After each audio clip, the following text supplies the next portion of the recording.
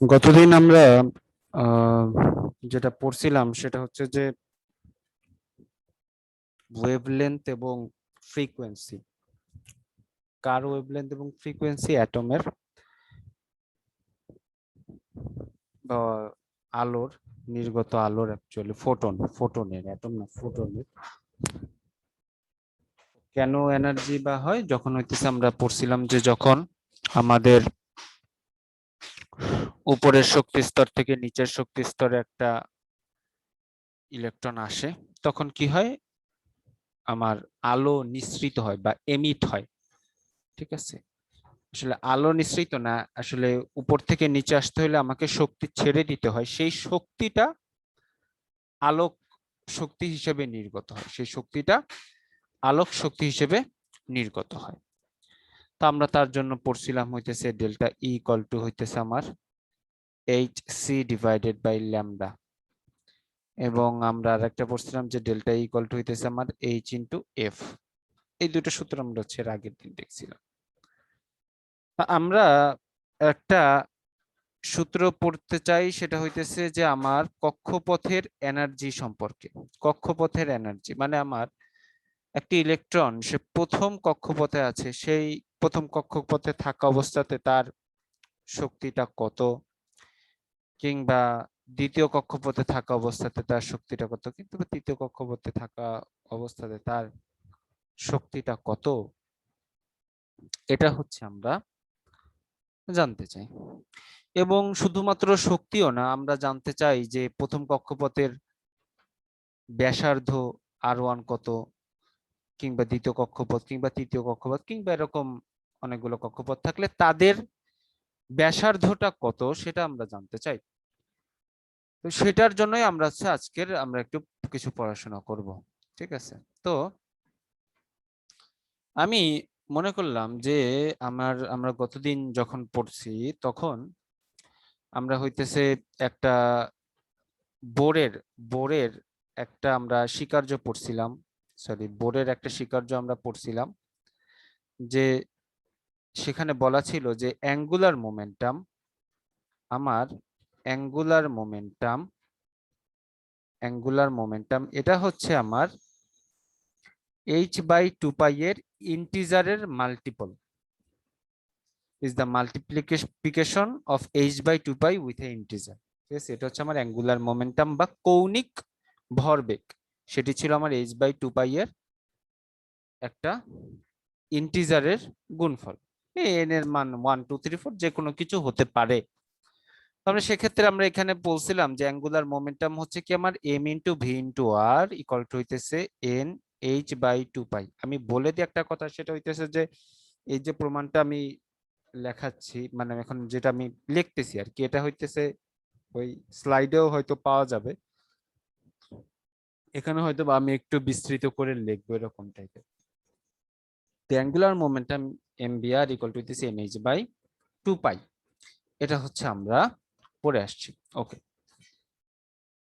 আরেকটা বিষয় হচ্ছে যে আমাদের এখন টার্গেটটা কি জানেন, আমাদের টার্গেটটা হচ্ছে আপাতত আমরা শুরুতে একটু রেডিয়াসটা বের করতে চাই।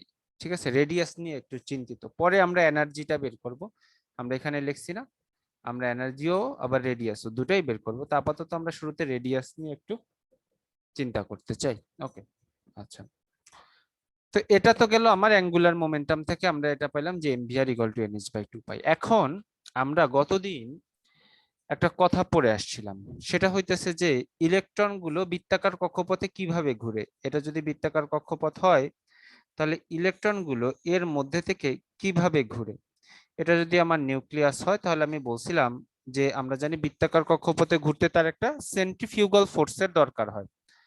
তাহলে সেই সেন্ট্রিফিউগাল ফোর্সটা কি আমরা পড়ছিলাম যে আমার সেন্ট্রিফিউগাল ফোর্স যেটা আছে, সেই সেন্ট্রিফিউগাল ফোর্স কি M V square divided by হচ্ছে R, M V square divide by, যেখানে ভিটা হচ্ছে কি, ভিটা হচ্ছে যেই ভেলোসিটিতে আমার ইলেকট্রনটা মুভ করছে, এটা হচ্ছে আমার সেই ভি।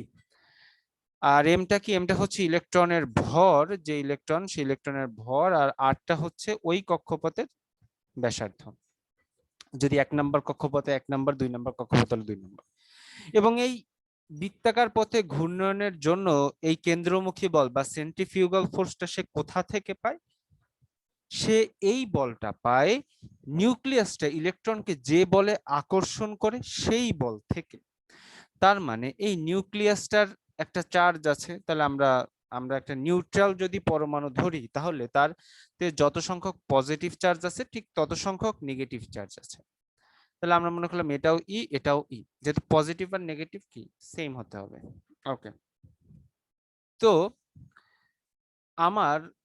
আমরা জানি যে দুটো চার্জের মধ্যে যে ইলেকট্রোস্ট্যাটিক ফোর্স বা তড়িৎ যে বল, স্থির তড়িৎ বল অ্যাকচুয়ালি, সেই স্থির তড়িৎ বল আমার কুলম্বের সূত্র থেকে আমরা বের করতে জানি যে একটা প্লাস ফোর্স একটা মাইনাস ফোর্স তাদের মধ্যে যে আকর্ষণ বল হয়, সে আকর্ষণ বলের মান আমরা যদি বলি ইলেকট্রোস্ট্যাটিক ফোর্স, সেটা হইতেছে 1/4πε0 into Q1 Q2 divided by D square, যেখানে এটাও যদি আমার Q1 হয়, এটা যদি আমার Q2 হয় এবং মধ্যবর্তী দূরত্ব যদি আমার ডি হয়, তাহলে এক্ষেত্রে আমার 1/4πε0টাকে আমরা চাইলে এটাকে কে ধরে নিতে পারি, এইটুকু তো কনস্ট্যান্ট, কে ধরে নিতে পারি চাইলে, এবং Q1টাও কত ই এবং Q2টাও কত ই, দুটোই কিন্তু আমার ই, তাহলে ই ইন্টু ই মানে কি ই স্কোয়ার, এবং এদের মধ্যবর্তী দূরত্ব কত আর, তাহলে আমরা লিখে দিতে পারি আর square.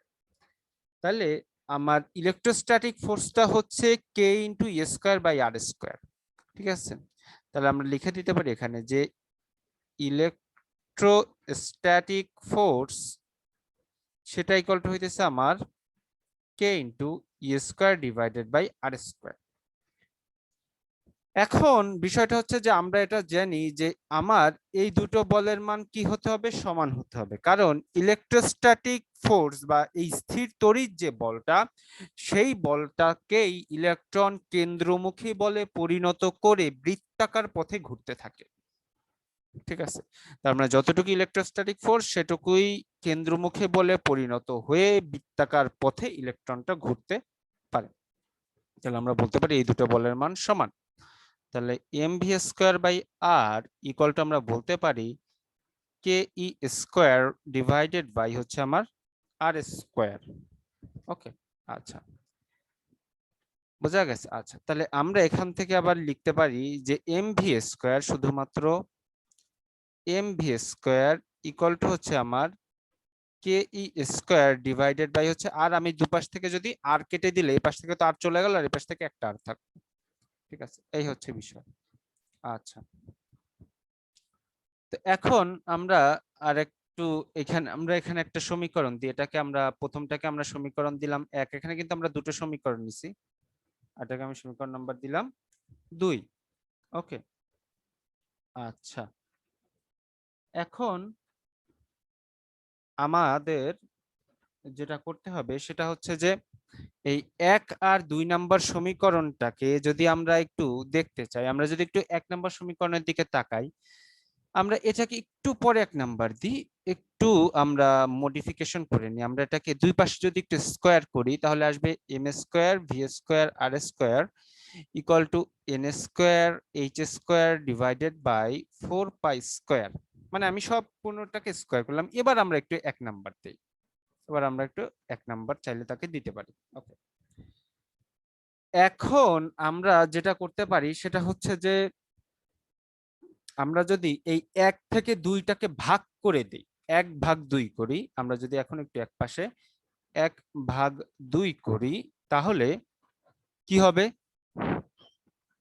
M square V square R square divided by M V square equal to N square H square divided by 4 pi square divided by K square divided by হচ্ছে আর।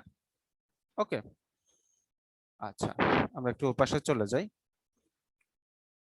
তো এখন আমার এই এম, আমার যে V V V square V square, এই V square কি হয়ে গেল, কেটে গেল, আর এম এম কাটলে উপরে মাত্র একটা এম থাকলো একটা এম। আর এখানে আমার কি কি আছে, এখানে আছে হচ্ছে N square H square divided by 4 pi square, আর নিচে কি আছে, নিচে আছে হচ্ছে কে ই স্কোয়ার, আর এই আরটা তো নিচে, তো ওই আরটা কি হয়ে যাবে আমার উপরে চলে আসলো, ওই আরটা আমরা জানি যে ওই আরটা উপরে চলে আসে। ঠিক আছে, এটাকে আমরা একটু এইভাবে লিখি, তাহলে তো সুবিধা হবে। N square H square divided by 4 pi square, আর K square divided by R, ওই আরটা উপরে চলে আসলো। ওকে, আচ্ছা। বা এম ইকুয়াল টু আমরা লিখতে পারি, হ্যাঁ এখানে তো আর স্কোয়ার আছে একটা, হ্যাঁ, এম স্কোয়ার ভি স্কোয়ার আর ও আচ্ছা স্কোয়ার। আচ্ছা, একটা আর স্কোয়ার আছে, সরি সরি সরি, হ্যাঁ তাহলে ঠিক আছে, আর স্কোয়ার একটা আছে। আচ্ছা, আমি তো এমনি করাইতেছি, সমস্যা নাই। ওকে, তো এই হ্যাঁ, তাহলে আর স্কোয়ার যেহেতু একটা আছে, তার মানে এখানে একটা আর থাকবে, আর এই পাশের আরটা কি কেটে গেল। ওকে, থ্যাংক ইউ। আচ্ছা, এখানে আর একটা থাকলো। ওকে, আচ্ছা, তাহলে এখানে কি থাকলো, N square H square divided by 4 pi square into 1 by K E square. Okay, আচ্ছা, এখন আমাদের যে কাজটা হবে সেটা হচ্ছে আমরা কে এর মানটা একটু বসাই দিব। দেখেন আমরা কেটা কি ধরছিলাম, কেটা ধরছিলাম আমরা এই যে 1 বাই 4 পাই এপসাইলন নট, এটা একটু আমরা ওখানে বসাই দিই, কে এর মানটা একটু আমরা বসাই দিই। তাহলে N square H square divided by 4 pi square into K equal to কি ধরছি 1 বাই 4 পাই এপসাইলন নট, আর উপরে কি আমার ই স্কোয়ার থাকলো। ওকে, আচ্ছা, ইকুয়াল টু আমরা লিখতে পারি N square H square divide by 4 pi square, আর ওই যে 4 পাই এপসাইলন নটটা কি উপরে চলে যাবে, 4 পাই এপসাইলন নট, অ্যাকচুয়ালি এটা এপসাইলন নট ডিভাইডেড বাই হচ্ছে ই স্কোয়ার। তাহলে দেখেন তো আমার 4 পাই যেটা ছিল, এই উপরের 4 পাই আর নিচের 4 পাই কি হয়ে গেল, কেটে গেল। তাহলে আমরা এখানে তো আমার এম আর হবে, এম আর বা আর ইকুয়াল টু, তাহলে আমরা কি পাচ্ছি, N square H square epsilon not divided by, ও আচ্ছা, এখানে একটা জিনিস একটু ঠিক করতে হবে, সেটা হইতেছে যে আমার এটা তো 4 পাই স্কোয়ার আর এটা কি 4 পাই, তাহলে একটা পাই কিন্তু থেকে যাবে এখানে। ঠিক আছে, একটা পাই থেকে যাবে।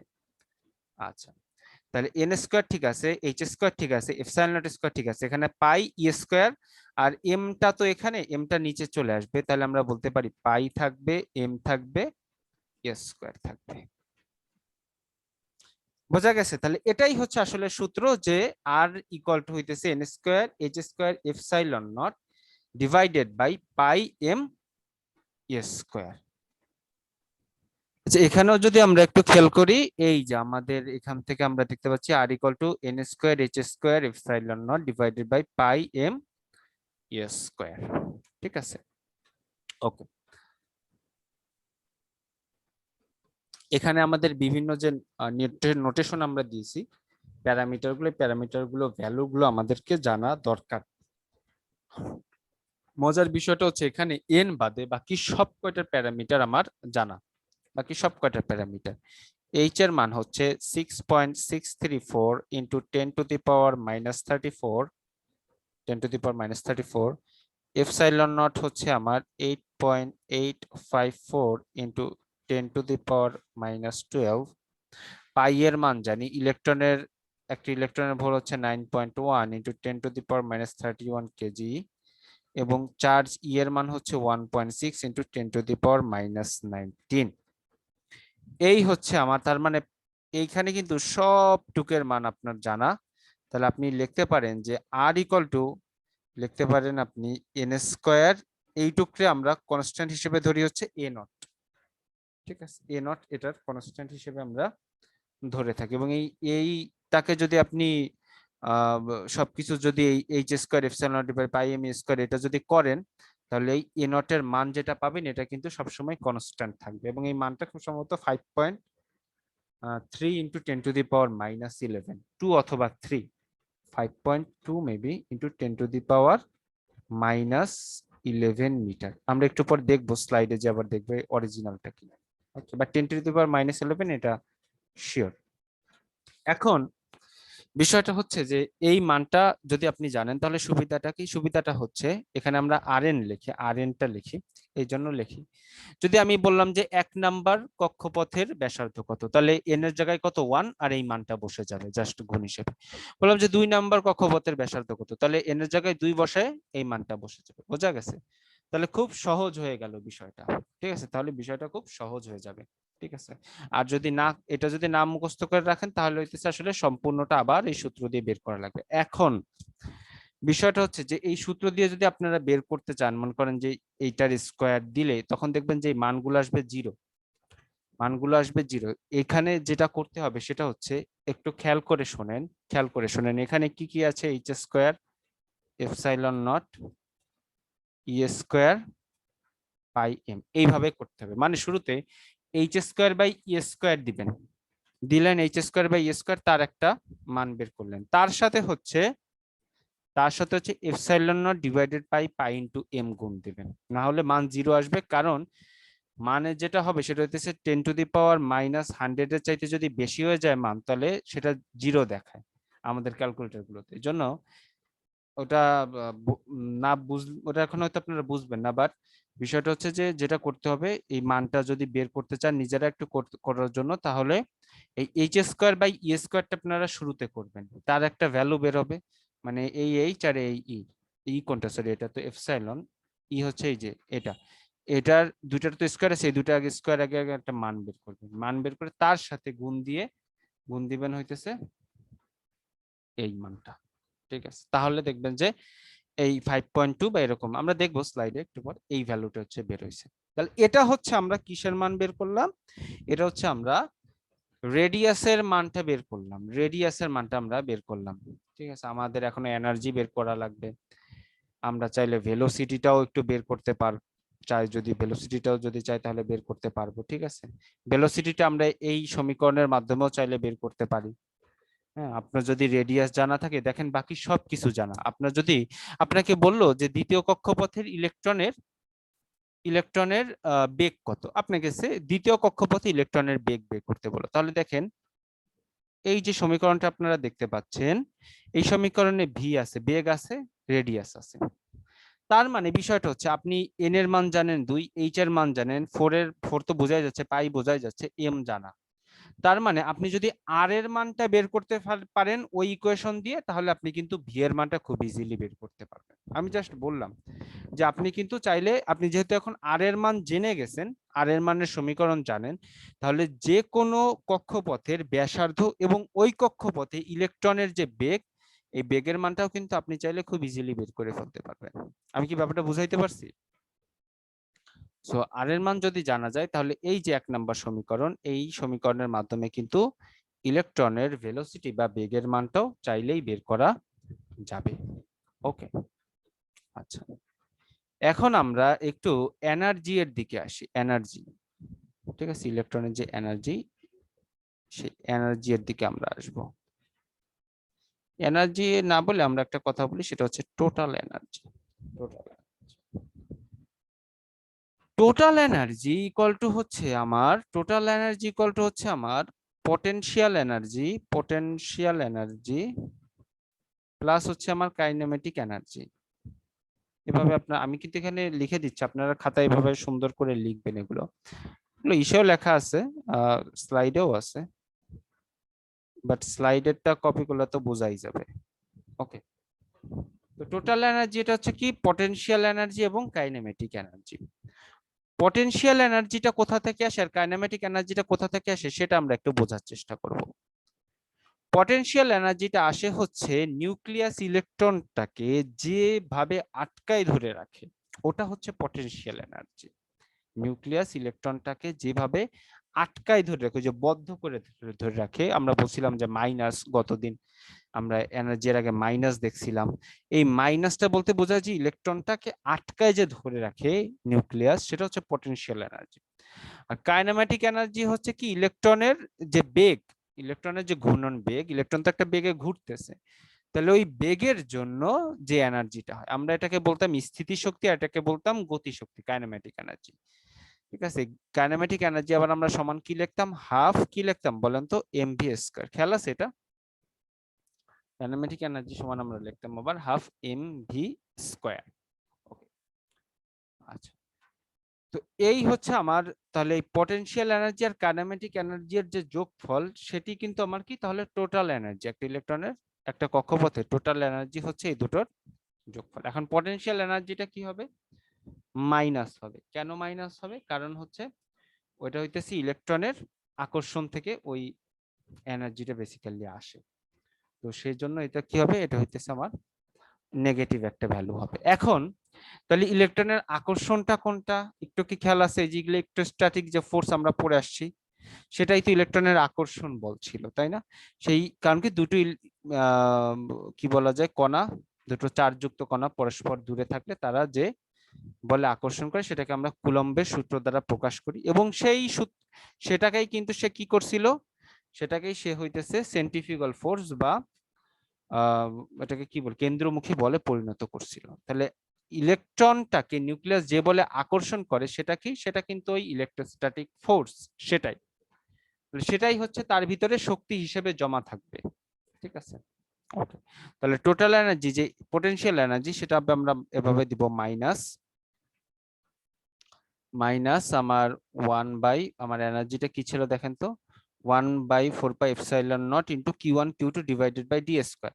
তো আমরা এখানে লিখবো 1/4πε0 ইন্টু Q1 Q2 মানে কি দুটার চার্জই তো ই, তাহলে আমরা বলবো ই ইন্টু ই, তার মানে ই স্কয়ার। আর দূরত্বকে মনে করলাম যে আর দূরে আছে, তাহলে আর স্কয়ার।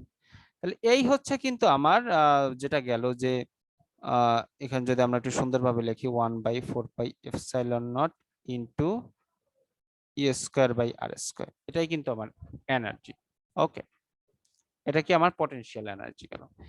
এবার আমরা যদি একটু কাইনেমেটিক এনার্জির দিকে একটু তাকাই, তাহলে কাইনেমেটিক এনার্জি কি আমার হাফ এম ভি স্কয়ার, তাহলে হাফ ইন্টু এম ইন্টু, এখন আমরা ভি এর একটা মান বসাতে চাচ্ছি, ভি এর একটা আমরা মান বসাই, ঠিক আছে?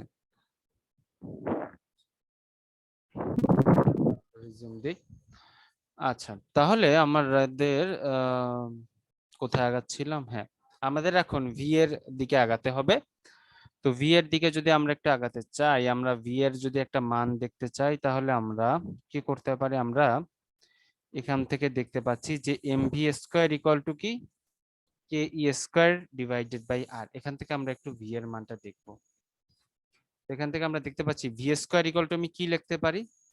যদি এখান থেকে একটু দেখি, এই যে এখান থেকে আমরা একটু আসি, তাহলে ভি স্কোয়ার ইকুয়াল টু আমরা দেখতে পারি যে K E square divided by R into কি এম, লিখতে পারি না? আচ্ছা, যদি লিখতে পারি তাহলে কেটা কি? কেটা হচ্ছে 1/4πε0 into E square divided by M into R, এটা আমরা লিখতে পারি। তাহলে এটাই আমরা এখন বসায় দিই, 1/4πε0 into E square divided by M into R. তাহলে আমাদের যেটা হবে হাফ, আচ্ছা, এম আর এই এমটা কেটে যাবে, into 1/4πε0 into E square divided by R. Okay, আচ্ছা, আমরা চাইলে 1/4πε0 এটাকে আমরা কে ধরে নিতে পারি, কে। তাহলে এখান থেকে আমরা লিখতে পারি কে, এটাকে আমরা লিখতে পারি কে, আর এটাকে আমরা লিখতে পারি, চাইলে একটু কে লিখে দিলাম, একটু মানে ছোট হবে, তাহলে square divided by R. Well, আমাদের পটেনশিয়াল এনার্জিতে একটু ভুল হয়েছে, সেটা হচ্ছে যে আমরা তো শক্তি আর বল দুটোর মধ্যে একটা পার্থক্য আছে, শক্তি আর বল দুটোর মধ্যে হচ্ছে একটা পার্থক্য আছে। আমরা তো এখানে এনার্জি বের করতেছি, এনার্জি লিখতেছি, কিন্তু এটা তো হচ্ছে শক্তি, শক্তি বাংলায় বললে। আর আমরা এখানে কিন্তু বল বসাইছি, এই যে আমরা বসাইছি কি সেন্ট্রিফিউগাল ফোর্স, মানে সরি ইলেকট্রোস্ট্যাটিক ফোর্সের এই সমীকরণটা এখানে বসাইছিলাম। তো এটা তো আমরা বলের সমীকরণ বসাইছি, বাট এটা তো আসলে বল না, এটা তো আসলে আমাদের শক্তি বসাতে হবে। তো পটেনশিয়াল এনার্জির ক্ষেত্রে এনার্জি হচ্ছে এনার্জি, আমরা জানি বল ইকুয়াল টু কি, বল ইকুয়াল টু হইতেছে আমার সরি ফোর্স ইন্টু দূরত্ব, সরি কাজ, কাজ ইকুয়াল টু হইতেছে কি আমার বলেন তো, বল ইনটু দূরত্ব। কাজ, কাজ ইকুয়াল টু কি আমরা বল ইনটু দূরত্ব, এটাকে আমার মনে আছে, আমরা ছোটবেলায় পড়ছি যে W equal to F into S. কারো কি খেয়াল আছে এটা পড়ছি? খেয়াল আছে যে কাজ ইকুয়াল টু হইতেছে আমার ওয়ার্ক ইকুয়াল টু হইতেছে ফোর্স ইনটু ডিসটেন্স, কাজ ইকুয়াল টু হচ্ছে আমার বল ইনটু দূরত্ব।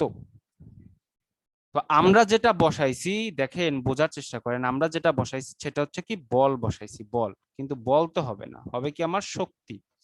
এখন বিষয়টা হচ্ছে যে এক্ষেত্রে যতটুকু আমাদের একটা কথা আছে যে কাজ করার সামর্থ্যকে বলা হয় শক্তি। শক্তির যে সূত্র, শক্তির যে সংজ্ঞা, সেই সংজ্ঞাটা হইতেছে কাজ করার ক্ষমতা। আমি একটু বাংলায় লিখতেছি কারণ এগুলো বুঝতে সুবিধা হবে। কাজ করার ক্ষমতা, কাজ করার ক্ষমতাকে আমরা বলছি শক্তি। তার মানে কাজ যা হবে সেটাই হবে কি আমার শক্তি। তাহলে আমরা কাজের বদলে আমরা লিখতে পারি শক্তি ইকুয়াল টু কি আমার বল ইনটু দূরত্ব আমরা লিখতে পারি, বল ইনটু দূরত্ব আমরা লিখতে পারি। এটুকু কি বোঝা গেছে আমি কি বলছি? আমরা জানি যে কাজ ইকুয়াল টু হচ্ছে বল ইনটু দূরত্ব। ওই কাজ করার যে সামর্থ্য, কাজ করার যে ক্ষমতা, সেটাকে আমরা বলছি শক্তি। ওই শক্তি আর কাজের এককও একই এবং দুটোই সেমই। তাহলে আমরা এখানে বলতে পারি যে কাজ ইকুয়াল টু বলতে পারি বল ইনটু কি দূরত্ব।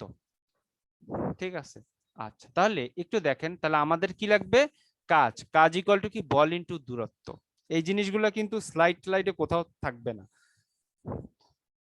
তো আমরা এখানে কি বসাইছি, আমরা বসাইছি কিন্তু শুধু বলটা, কিন্তু আমাদের সাথে কি লাগবে, বলের সাথে লাগবে দূরত্ব, যেহেতু কাজ ইকুয়াল টু কি বল ইনটু দূরত্ব। ওকে, তাহলে এইটুক তো আমার গেল কি বল, এইটুক আমার গেল বল, এবং এর সাথে তাহলে আমাকে কি করতে হবে, দূরত্বটা গুণ দিতে হবে। আমি এটা একটু মুছে দেই, মুছে যদি একটু লিখি তাহলে সুবিধা হবে, আমরা এক লাইনেই লিখে ফেলতে পারবো।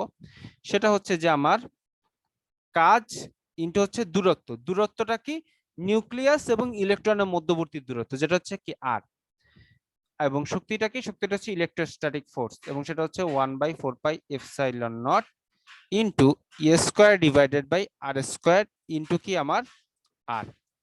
তাহলে এই আর কেটে যে আমার এখানে শুধু কি থাকবে, আর থাকবে। এইটুকুই শুধু আমার চেঞ্জ হবে এবং সেটা হবে কে স্কয়ার ডিভাইডেড বাই হচ্ছে আর। আমি কি যা বলছি বোঝা গেছে কিনা? ঠিক আছে নাকি আবার বলবো? বুঝা গেছে স্যার, বুঝতে আচ্ছা, পারছি স্যার। ওকে। যদি বোঝা যেয়ে থাকে তাহলে আমরা কি করব, পটেনশিয়াল এনার্জি এবং কাইনেমেটিক এনার্জি এই দুটোকে এখন যোগ করে দিব, তাহলে কি আমরা টোটাল এনার্জিটা পেয়ে যাব। তাহলে টোটাল এনার্জি আমি লিখতে পারি যে টোটাল যে আমার এনার্জিটা হবে, সে টোটাল এনার্জি ইকুয়াল টু হইতেছে আমার minus, sorry, minus K E square divided by R plus half K E square divided by R. Okay, এটা আর এন দেয়া যায়, মানে আর এন বলতে বোঝায় হইতেছে এন এর মান যে কোনোটা হইতে পারে, মানে 1 নাম্বার কক্ষপথ হতে পারে, 2 নাম্বার কক্ষপথ হতে পারে, এরকম। আচ্ছা, তাহলে একটু খেয়াল করে দেখেন, আমরা যদি কে E square by R এনটা common নিই, কে E square by R N এটা যদি আমরা কমন নিই, এখানে থাকবে -1, এখানে থাকবে হচ্ছে +1/2, কারণ দুটোই সেম। তাহলে আলটিমেটলি -1 +1/2 মানে কি -1/2, তাহলে -1/2 কে ই স্কোয়ার ডিভাইডেড বাই হচ্ছে আমার আর এন। ওকে, তাহলে এই হচ্ছে কিন্তু আমার টোটাল এনার্জি। ওকে, তাহলে এখন আর এন ইকুয়াল টু কি, আর এন ইকুয়াল টু কিন্তু আমরা একটু আগে আবার পড়ে আসছিলাম তাই না, এ নট ইন্টু এন স্কোয়ার, বা N square into A not. একদম কোথায় পড়ে আসছি আমরা, এই দিকে পড়ে আসছি, এই যে N square into A not, যেখানে এ নট এর মানটা আমার অলরেডি জানা। আমরা চাইলে ওটাই বসায় লিখে দিতে পারি, তার মানে আমরা এখানে ই এর জায়গায় দিব ই এন, তাহলে মানে এন তম কক্ষপথের শক্তি, তাহলে হাফ ইন্টু কে এর মান কি, কে এর মান হইতেছে 1/4 পাই এপসাইলন নট, এটা সমান কি কে আমরা ধরে নিছি। আচ্ছা, তো K into A square divided by A naught into N square. ঠিক আছে, আচ্ছা তাহলে এখন একটু খেয়াল করে দেখেন যে আমার এখানে শুধুমাত্র কোনটা অজানা, হাফ লিখলাম, কেটা লিখে দিই 1/4 পাই এপসাইলন নট, এইটাই তো 1/4 পাই এপসাইলন, এটা কি আমার কে। আচ্ছা, আর কি থাকলো, আর থাকলো আমরা শুরুতে কেটা লিখে দিলাম, শুরুতে কেটা লিখলাম। আর থাকলো হচ্ছে E square divided by A naught, আর থাকলো হইতেছে এন স্কোয়ার। এখন দেখেন এ নটের মানও আপনি জানেন, ই স্কোয়ারও জানেন, এ নটও জানেন, তার মানে সবগুলোর মান কিন্তু জানেন এক্সেপ্ট এন স্কোয়ার। এই সবগুলোর মান কিন্তু আপনি জানেন এক্সেপ্ট এন স্কোয়ার। তাহলে এই সবগুলোকে যদি আপনি, হ্যাঁ, ও এপসাইলন নটের মান আমরা জানি 8.85 আমি উপরে লিখে দিছি। ওকে, ই স্কোয়ারের মান জানি, এ নটের মান জানি, সবগুলোর মানটা যদি আমি করি, তাহলে আমরা যদি শুরুতে জুলে লিখি, জুলে লিখলে খুব সম্ভবত এই মানটা আসবে 2.17 ইন্টু 10⁻⁻18। এই মানটা আসবে 2.17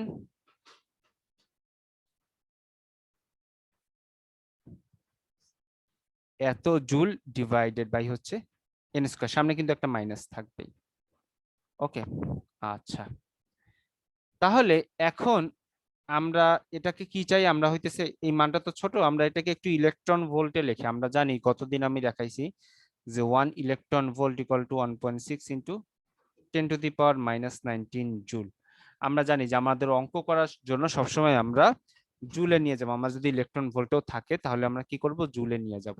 ঠিক আছে, তো আপনারা চাইলে সরাসরি এটাই মুখস্থ করে রাখতে পারেন যে En equal to -2.17 into 10⁻⁻18 joule by N square.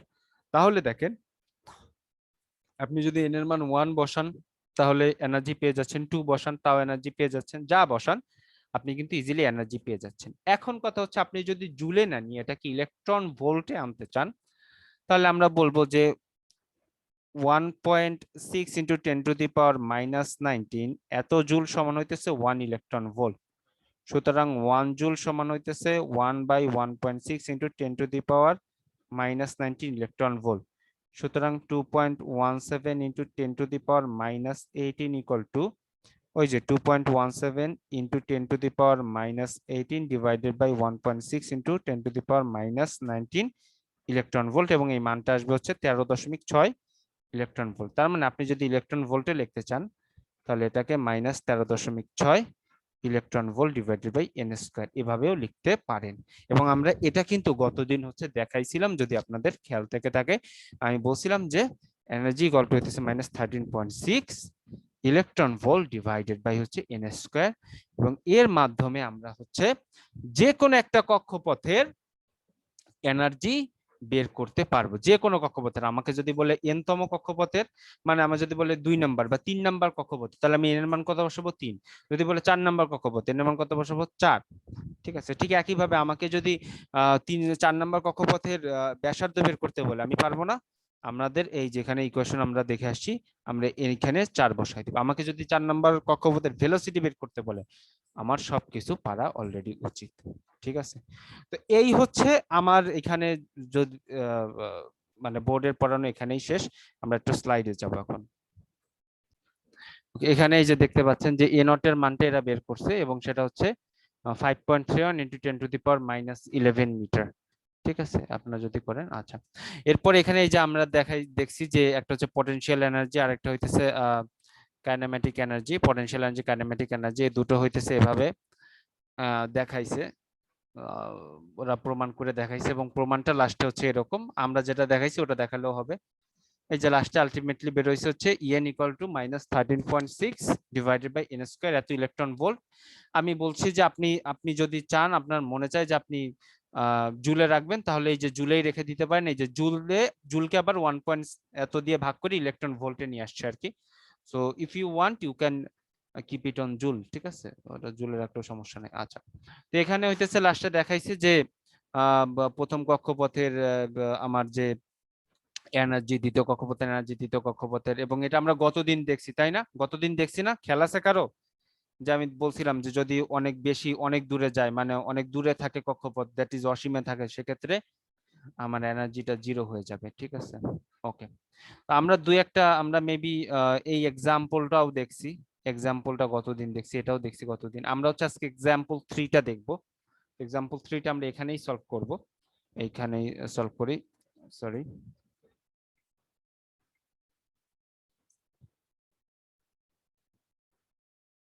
আচ্ছা, এক্সাম্পল 3তে কি বলতেছে যে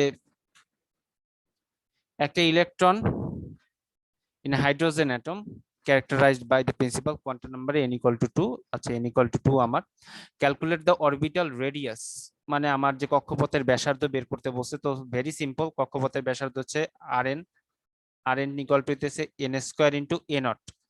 এখন 2 n ইকুয়াল টু 2, তাহলে 2 2 গুণে কত 4 ইনটু a নট কত আমার 5.31 ইনটু 10 টু দি পাওয়ার হইতেছে -11 এত মিটার। হয়ে গেছে, পারা যাবে না এটা? আচ্ছা, সেকেন্ডলি হইতেছে আমাকে বের করতে বলছে দ্য স্পিড, স্পিডটা কত সেটা বের করতে বলছে। এখন স্পিডের জন্য হইতেছে আমার কি ছিল, স্পিডের জন্য আমরা ইকুয়েশন যেটা পড়ে আসছি সেটা হইতেছে যে mv square by r equal to হইতেছে আমার 1/4 pi epsilon not into into হচ্ছিল আমার E square divide by R square. তাহলে আমরা যদি দুই পাশ থেকে 8টা বাদ দিয়ে দিই তাহলে mv square equal to 1/4 pi epsilon not into E square divided by হতেছে r। তাহলে আমরা যদি একটু ভি বলি, ভি স্কয়ার লিখি, তাহলে কি E square divided by 4 pi epsilon not into হচ্ছে r ইনটু হচ্ছে m, মানে এমটাকে আমরা এই পাশে নিয়ে আসি। সুতরাং ভি ইকুয়াল টু আমরা লিখতে পারি রুট রুট করে দিব, তো তাহলে রুট করে দিলে ই স্কয়ারটা আসবে ই হয়ে যাবে তখন, আর এটা আসবে 4 pi epsilon naught M into R N. Okay, তাহলে এই সমীকরণটা মুখস্থ রাখবেন। আমি একটু এখন ভি এর ইকুয়েশনটা সরাসরি লিখে দিলাম। ভি এর জন্য সরাসরি এই সমীকরণটা মুখস্থ রাখবেন যে E by 4 pi epsilon naught root over 4 pi epsilon not into M into R N, সরাসরি এই সূত্রটা। তাহলে আমি এখন একটু লিখে দিই, আপনারা ক্যালকুলেট করবেন যে 1 ই কি 1.6 into 10 to the power -19 root over 4 pi epsilon নটের মান হচ্ছে 8.854 into 10 to the power -12 into M কত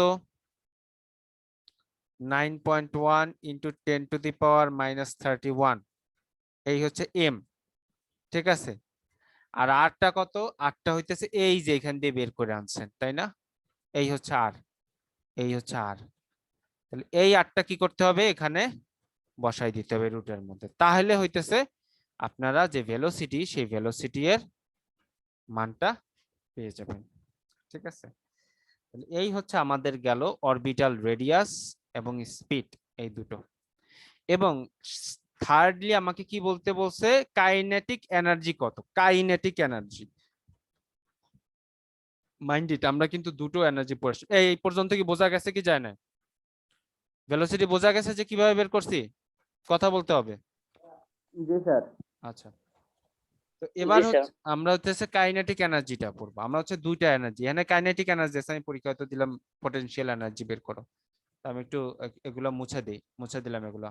আচ্ছা, তো আমার পটেনশিয়াল এনার্জির ইকুয়েশন ছিল একটা, কাইনেটিক এনার্জির ইকুয়েশন ছিল একটা, ঠিক আছে। পটেনশিয়াল এনার্জির ইকুয়েশনটা কি ছিল আমার 1/4 pi epsilon not into E square divided by হচ্ছে আর, এটা হইতেছে আমার পটেনশিয়াল এনার্জির আমার ইকুয়েশন ছিল, সামনে একটা minus. E square divided by R square হবে না, আর স্কয়ার হলে সেটা ফোর্স হয়ে যাবে, ইলেকট্রোস্ট্যাটিক ফোর্স। আমরা ইলেকট্রোস্ট্যাটিক ফোর্স আমরা বলের সাথে দূরত্ব গুণ দিয়ে হচ্ছে এনার্জি বা শক্তি পাইছি। তাহলে -1/4 pi epsilon not into square by R, এটা হচ্ছে পটেনশিয়াল এনার্জি। আর কাইনেটিক এনার্জিটা কি ছিল, half M V square, basically half M V square. Kinetic energy মূলত কি হাফ এমভি স্কয়ার। তো ভি স্কয়ার, ভি তো আমরা অলরেডি বের করে ফেলছি না, কোথায় বের করছি, স্পিডে বের করে ফেলছি না ভি এর মান, ওটাই যদি আমরা বসাই দিই এবং তার square into M into half বসাই দিই, তাইলেই কিন্তু আমরা কি পেয়ে যাব, কাইনেটিক এনার্জিটা পেয়ে যাব। তাহলে কিন্তু আমার কাইনেটিক এনার্জি হয়ে গেছে। ওকে, আর যদি মনে করেন যে স্পিড আপনাকে না বলে আমি সরাসরি বললাম কাইনেটিক এনার্জি বের করতে, তাহলে তো স্পিড আপনি 2 নম্বরে বের করেন নাই, তখন আপনি কি করবেন, হাফ লিখবেন, এম লিখবেন। আর ভি স্কয়ারের সূত্র কি একটু আগে পড়াইছি, ভি এর সূত্র হইতেছে E by root over 4 pi epsilon naught into M into R, তাহলে এটার স্কয়ার, বাস শেষ। ঠিক আছে, তো ভি যেহেতু আপনারা সেকেন্ডটাই অলরেডি বের করে আসছেন, সো ওইটাই সরাসরি এখানে বসাই দিলে হবে। আর যদি এরকম হইতো যে 2 নাম্বারটা আমি দিই নাই, শুধুমাত্র এটা দিছি, তখন হইতেছে আপনাকে এইটা এখানে ভিটা বের করে তারপরে করতে হবে, অথবা এই সমীকরণ দিয়ে সরাসরি করতে দিলেও হবে। আর যদি আমি কাইনেটিক এনার্জি না দিয়ে শুধু পটেনশিয়াল এনার্জি দিই, তখন হচ্ছে এই সূত্র ব্যবহার করে করতে হবে এবং সামনে একটা মাইনাস দিতে হবে। ওকে, এই হচ্ছে কোশ্চেনের ধরন। আচ্ছা, তাহলে আমরা একটু দেখি তো আমরা কি করছে, ওরাও এটাই করছে, এই যে n ইকুয়াল টু 2 ধরে এই হাবিজাবি করছে। আমরা সরাসরি এই মানটা বসাই দিতে পারি 5 পয়েন্ট, এই যে 5 পয়েন্ট কত বের করছিলাম আমরা, কত বের করছিলাম 5.3, 5.31 ইন্টু 10 টু দি পাওয়ার -11, এই যেখানে দেখতে পাচ্ছেন এ, এটাই। ওকে, এরপরে আমরা হইতেছে এই যে ভি এর জন্য আবার আলাদা করে করছে, তো ভিটা আমরা এই সূত্র থেকেই বের করব, যে সূত্রটা আমি দেখাই দিচ্ছি। আর কাইনেমেটিক এনার্জি সিতে দেখেন হাফ এম ভি স্কয়ার লিখতেছে, কাইনেমেটিক এনার্জি সিতে এই যে হাফ এম ভি স্কয়ার লিখতেছে, মানে ভিটা আগে বের করে এটা দিয়ে গুণ করে দিচ্ছে, হয়ে গেছে। ওকে, এখন হচ্ছে আমরা এক্সাম্পল 4টা একটু দেখব। এক্সাম্পল 4 এর বিষয়টা দেখে আমরা হইতেছে পরের দিন লাইন স্পেকট্রামে আসব। ঠিক আছে,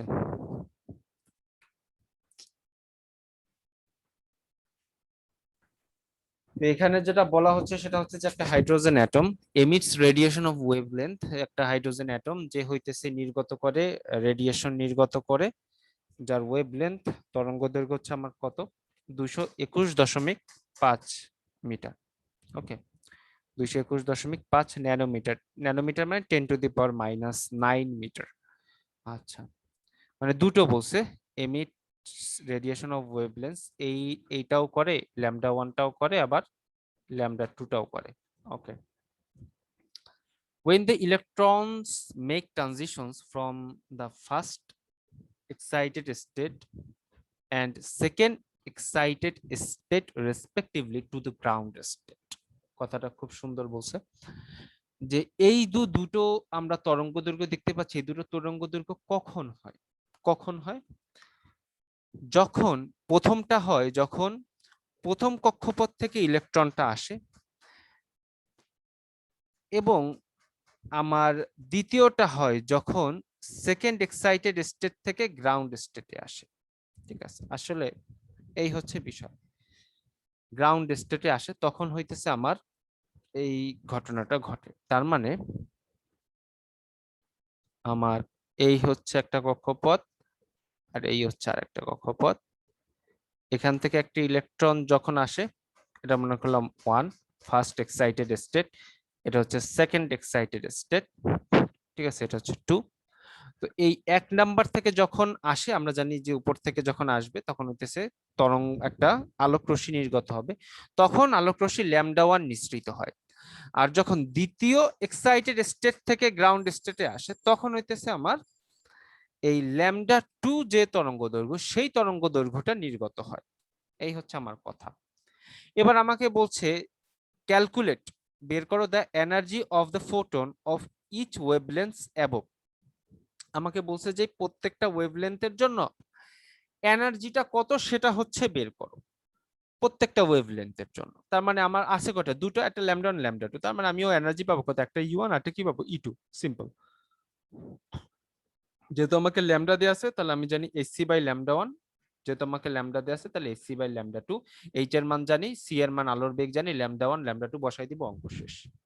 এই হচ্ছে আমার বিষয়, যে আমাকে বলছে energy of the photon for each wavelength above, প্রত্যেকটা তরঙ্গ দৈর্ঘ্যের জন্য আমার এনার্জিটা কত। তাহলে প্রথম তরঙ্গ দৈর্ঘ্যের জন্য এনার্জি হচ্ছে E1, পরেরটার জন্য হচ্ছে E2, শেষ। এই হচ্ছে বিষয়। এবার আমরা সেকেন্ডটায় আসি।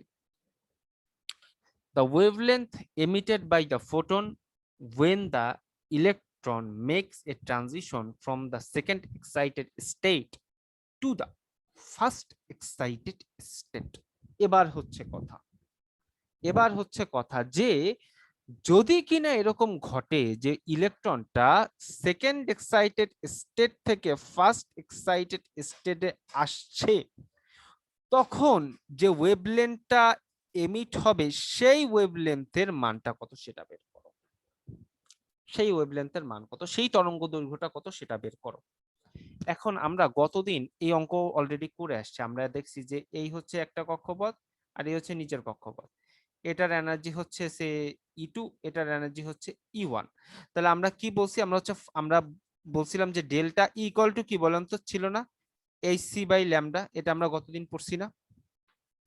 আমরা কিন্তু সবই পড়ছি, ইকুয়াল টু hc/λ পড়ছি, আবার ডেল্টা ইকুয়াল টু hc/λ পড়ছি। ডেল্টা ইটা কখন, যখন একটা দুটো কক্ষপথের শক্তি দেয়া থাকবে, দুটো কক্ষপথ মানে একটা কক্ষপথ থেকে আরেকটা কক্ষপথে আসতেছে, সেটার জন্য হইতেছে এটা।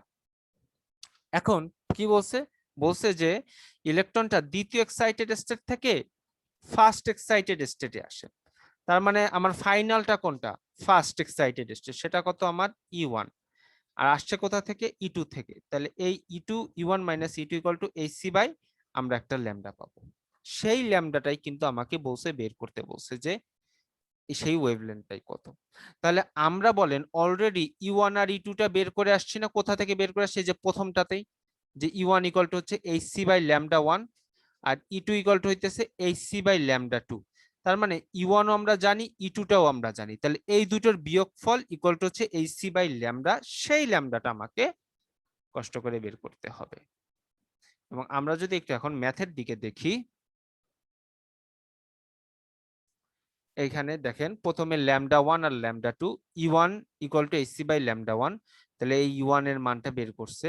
ঠিক secondly E2 equal to hc by λ2, ঠিক একইভাবে ওই λ2 দিয়ে হইতেছে এই যে λ2 202.4, 202, তো এই λ2 বের করছে। এবার তৃতীয়টা যখন আসছে তখন দেখেন এই যে পার্থক্যটা কি ডেল্টা E2 মাইনাস, এটা অ্যাকচুয়ালি ডিপেন্ড করবে, সমস্যা নাই। আমরা গতদিন যেটা পড়ছি যে ডেল্টা ই ইকুয়াল টু হচ্ছে যেটাই মানে শেষে এসে যেটা পৌঁছলো শেষটা মাইনাস আগেরটা বিয়োগ, এদের মডিউলাস আলটিমেটলি ভিতরে যদি মাইনাসও হয় বাইরে সেটা প্লাস হয়ে যাবে। এই যে দুইটা বিয়োগ করছে, দুইটা বিয়োগ করে হইতেছে এই এনার্জিটা পাইছে, এবং আমরা বলছি যে এটা ইকুয়াল টু হইতেছে hc বাই ল্যামডা, এবং সেটাই করছে, ওরা জাস্ট λ3 ধরছে, আপনারা যদি ল্যামডাও ধরেন কোনো ব্যাপার না।